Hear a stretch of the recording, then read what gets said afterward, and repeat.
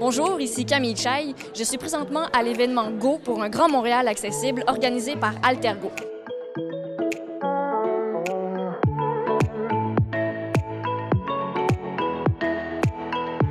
Maxime et Elsa, bonjour. Bonjour.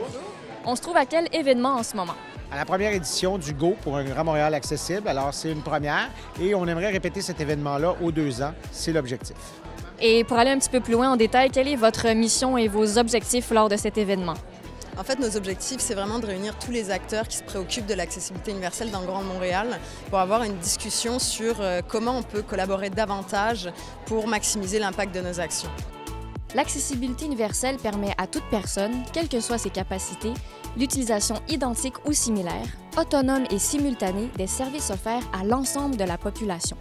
Altergo a profité de l'événement pour présenter les résultats d'un sondage évaluant la notoriété de ce concept auprès de la population. 73% des gens n'avaient pas entendu parler de l'accessibilité universelle. C'est une idée, c'est un concept qui est encore largement méconnu. Le sondage a aussi révélé que 46% des répondants ne savent pas qui est visé par l'accessibilité universelle et que 53% des gens disent qu'il faut développer des activités qui sont réservées uniquement aux personnes ayant une limitation fonctionnelle. Et lorsqu'on regarde les sondages, c'est mitigé un peu. On voit que c'est vraiment méconnu et c'est ce qu'on veut faire. On veut faire connaître l'accessibilité universelle pour en profiter le plus possible, monsieur, madame, tout le monde, parce que c'est pas juste dédié aux personnes qui ont une limitation fonctionnelle, mais à la population en général, c'est eux qui vont en bénéficier. C'est important de faire la différence entre le concept et ce qu'il comprend. Donc, son contenu, souvent, les personnes peut-être ne connaissent pas le concept d'accessibilité universelle, mais il y a plus de chances, par exemple, qu'ils connaissent ce qu'il contient. Par exemple, les valeurs d'inclusion, que les personnes elles-mêmes auraient probablement déjà vu des initiatives concrètes d'accessibilité universelle. Par exemple, un voisin qui a un lève-personne pour le fauteuil ou, par exemple, qui ont déjà vu des spectacles accessible pour les personnes sourdes, avec un ballon pour les vibrations, par exemple. Donc, est-ce qu'ils font automatiquement le lien entre ces exemples-là puis le concept d'accessibilité universelle? Pas forcément.